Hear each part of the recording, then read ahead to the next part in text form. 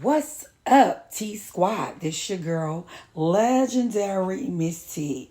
And I need you guys to subscribe to my YouTube channel, Legendary Miss T. I'm coming with the stories, you heard me. Now peep it out. When I was younger, preferably about 12 or 13, y'all don't know this, but my cousin Orion, my cousin Erlin, and me, we were a part of this guy named Raymond Myles choir. He was magnificent. Talent off the chain. I remember this. Yeah, no. So they saying they had he was living a little reckless. And I don't understand that. Like how a lot of choir directors and stuff, they be gay on the slick, messing with the boys, I remember telling a friend this, and he was a gay friend, and he used to be with me a lot. I used to be like, you can't be flirting with no dudes while you with me. And he didn't understand what I was saying. He said, what you mean? I said, I'm a real woman, and a man that probably go that way, and he not out with it, and he on the DL, he not gonna want me to know that he fuck with you. I said, so I think you should chill out. He didn't chill out. Guess what? Tat, tat, tat, tat, tat, tat. Or not just that. Masculine men don't like playing with sissies. They just don't. I love my sissies. I be feeling like I'm a sissy. You heard me sometimes. But baby, Raymond Myles had a lot of talent. And I don't know who this guy is. They say he's from New Orleans. But I love his documentaries. He gangster, he gutter with it, grimy. You heard me? It's 3 stories or whatever. I'm put it up here. When I tell you, I like his commentary because it makes so much sense. And it's interesting and it keep you engaged. So I want my channel to be like that too. You heard me? So I want you guys, all my old heads and my younger followers, I want y'all to learn a little something about Raymond Myles, baby. Because he had me, hooping. Shout out to my cousin Ronnie and shout out to my cousin Erlin. Because, baby, we stayed in the church choirs, baby. All of us. Like, all of us. My whole family on my mama's side could sing. Some of them bitches got better voices than me.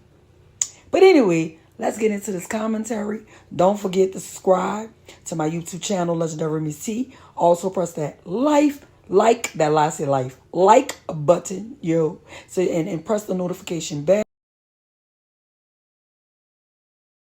Gospel singers, and Mahalia Jackson is probably going to be the first person who comes to mind. Sure, but another notable gospel star made his mark before being tragically killed in 1998. Raymond Myles, the gospel genius of New Orleans. He lost Raymond Myles tragically at the age of 40 to the same gun violence we deal with today. About the struggles Myles faced, both inside and out of the church due to his sexuality.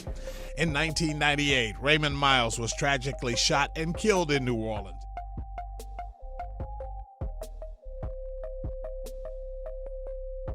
All right, now look, this ain't no Sunday service and it damn sure ain't no choir tribute. This the raw, uncut, straight gutter rundown on Raymond Myles. Just a sparkle on the neck, a glitter on the collar, and drama on the schedule. That boy could sing, no doubt. Had them old ladies catching the Holy Ghost off one note. But off the mic, he was moving more reckless than a hood dude with a PPP loan and a vendetta against his baby mama. Raymond wasn't just known, he was a spectacle. Sung like Mahalia Jackson with a full tank of Red Bull, moved like a one-man pride parade in the Mercedes-Benz. Gospel choirs worshiped the ground he walked on, but street dudes, they were just watching the clock like when this man slip, it's over. Now, depending on who you ask, he was either a misunderstood choir director with a soft heart or a straight-up creeper that kept trying to pay street dudes for something you can't put on the tide sheet. Nah, this ain't shade. This how the city was talking, real low, real sideways. Raymond wasn't no quiet person. pervert. He was bold with it, loud with it, reckless with it, and it wasn't just thoughts, it was actions. Straight up disrespectful moves. That man would flirt with dudes who ain't never gave him that vibe. Dudes with Timberlands on their feet and child support orders in their mailbox. Dudes who only showed up to church cause their mama said, if you want to keep living under my roof, you gonna show your face at Mount Zion every third Sunday. Was one of them open secrets, like the corner store selling loose cigarettes. Ain't nobody say nothing on record, but you mention Raymond's name, people hit you with that long, that boy a predator. He ain't even try to keep it low. I mean, this dude was riding through the city completely butt naked in his car on late night tiptoe missions. Yeah, naked, like no drawers, no shirt, just rainbow vibes and glitter lotion. It got to the point where if somebody said Raymond out driving, you ain't even gotta ask what car. You just said, Lord, I hope that boy got clothes on if he roll up on me. If not, he through. He liked them young, he liked them tall, he liked them rough, preferably with a Glock charge, a baby mama, and an ankle monitor that don't work at the 10 p.m. You think I'm lying? Ask around. The whispers were so loud, you needed earplugs to get through the damn French Quarter. But let's not front. That boy could sing. Ain't nobody taking that from him. Born and raised in the San Bernardino project, Raymond had vocals before he had vocabulary. He was blowing lungs out in church before he could even spell hallelujah. You'd see him at 5, 6 years old up in front of the choir like he paid a mortgage on that mic. By high school, he was already local legend status. Full congregations laid out like crime scene tape. Church mothers falling out like he was Teddy Pendergrass reading from Psalms. He didn't just lead the choir, he owned it. Every key change, every run, every yes Lord, that was him. The city let him be. It ain't question the rumors as long as the choir kept winning trophies and the pew stayed full. You know how New Orleans is, talent by silence. If the music sound right, people ignore everything else. He bounced through schools like a substitute teacher on parole. Coin, John Mack, Fauché, McDonough 28. Wherever there was a mic and some youth with rhythm, Raymond was there, fake smiling like he was doing it for the kids. But the real ones know, don't be caught alone in no practice room with that boy, period. Dudes were clown like, man, Raymond gonna ask you to hit a high note while trying to hit something else. Folks would laugh at all. That's how smooth that boy was. Always bringing you food, always got a slick joke, always trying to play that Uncle Raymond role while eyeing you down in your gray sweatpants. But fast forward to late 98, things start catching up to him. Still doing gigs, church shows, weddings, private gospel sets. But the side eyes were stronger now. Word was, he been flirting with the wrong one. Some street dude from downtown. One of them don't play like that type of dudes. Folks say he told Raymond to back off, straight up, no confusion. But Raymond, he ain't believing no, especially if he felt like he paid you for some kind of favor. And that's where the street split. Half the city say he got robbed. Other half say he got warned and pushed it anyway. October 11, 1998, the night was quiet but eerie. Elysian fields looked like a graveyard with street lights, no traffic, no noise. It's that sticky kind of silence New Orleans get when the air thick was something about to happen. Raymond was driving solo dolo, coming from some late night gig. Some say it was a private gospel show. Others say it was something way more personal. Whatever it was, that ride had an expiration date stamped on it. Raymond rode down Chartres Street like it was just another night, probably playing one of his own tracks, thinking about the next show or the next man he was going to chase. But then, boom, game over. Car never made it past the block. They said it was a carjacking. That's the line they fed the press. But the streets ain't buying that for a second. Nothing random about how that went down. No witnesses, no cameras, no noise, just gunshots and silence. Like somebody handled it real clean, real quick. No mess, no back and forth. Just in and out. Done. He hit him in the chest, close range, execution style. Left him slumped in the driver's seat like a mannequin in a sequin vest. Blood in the seat, car still running, doors locked, engine humming like he was waiting for the next choir note. Nobody called for help. Nobody heard nothing. By the time the sun came up, Raymond was cold, stiff, and gone. Cops showed up, it off like they was shooting a CSI scene. Ain't nobody fooled. This was New Orleans, baby. Bodies drop every day, and it don't involve a badge or a councilman cousin. It goes in the unsolved bin real quick. I suffered that he wasn't going to make it.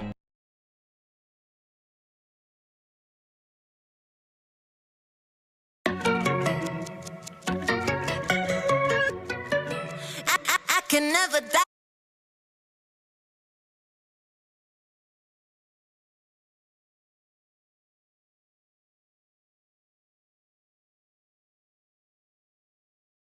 What did the city do? Church ladies cried. Pastors preached, threw together a memorial like he died on the cross, had his face on the altar like he was MLK meets Marvin Winans. But let's keep it real, behind them tambourines and tissue boxes, people was whispering, you know he ain't died over no call. The second line showed up dressed like drag show rejects, sparkles, feathers, fishnets, wigs bigger than their grief. Some came to mourn, some came to flex. One dude had a full choir robe with Rest in Peace Ray spelled out in rhinestones across his back like it was a WWE costume. Ain't even cried, just did a full spin and posed for the camera like it was prom night. But New Orleans don't wait for no grief to settle. One day is balloon releases and gospel tributes. Next week, crawfish balls and second line brawls. Raymond's name faded fast from headlines to barbershop side talk, and it wasn't his vocals remembered, it was the mess, the drama, the boldness, the wildness, the fact that he kept pushing up on people who ain't played like that. Some tried to frame it as a hate crime. He was targeted because he was gay. Maybe that's part of it, but the hood ain't political like that. You flirting heavy with a street dude who already told you to back the fuck up, then you keep pressing. That ain't homophobia, homie. That's just suicide on a railway plan. See, what Raymond didn't realize or maybe didn't respect, that the streets don't move off sympathy, they move off principle, boundaries. You cross one, it don't matter how good you sing on Sunday, you getting touched. And he crossed one too many, not too bold. Thought his talent gave him immunity. It ain't no choir robe thick enough to stop a bullet. And the NOPD, and please, they treated that murder like a parking ticket. They wrote it up, dusted off a clipboard, and kept it pushing. No press conference, no public plea. They ain't even fake a reward letter. It was like, well, he gone, and that was just that. Raymond got filed under another dead nigga in New Orleans, sparkles and all. Schools he worked at erased him quicker than an unpaid tab. One day he was on the wall of fame at Coin, next day poof, no tribute, no scholarship, no music room in his name. They ain't want no smoke with parents asking why this man around our kids. So they did what the system always do, deleted his memory like a bad voicemail. Them hallways still talk though. Students say he was funny, talented, but extra. Others say he made them uncomfortable, but couldn't quite explain why. Nobody ever bought charges, but others said that the school board treated his memory like hot grease, too risky to touch. I don't get it twisted. Raymond was talented, like once in a generation talented. Legendary ain't built on vocals alone, it's built on how you move. And Raymond moved messy. He lived like he was untouchable, like his voice gave him license to cross every line and laugh while doing it. He dressed like an angel and acted like a trap queen. You couldn't take him nowhere serious without worrying he might say the wrong thing to the wrong man. It was an if. It was when. There was even talk about a documentary. Some ex-boyfriend of his, a music producer who used to gig with him, had to put one together. They wanted to clean it up, soften it, talk about how he struggled in the industry, how gospel music turned its back on him because he was out and proud. And maybe that's part of the truth, but let's be real. Documentaries don't live in the hood. Memory do. And memory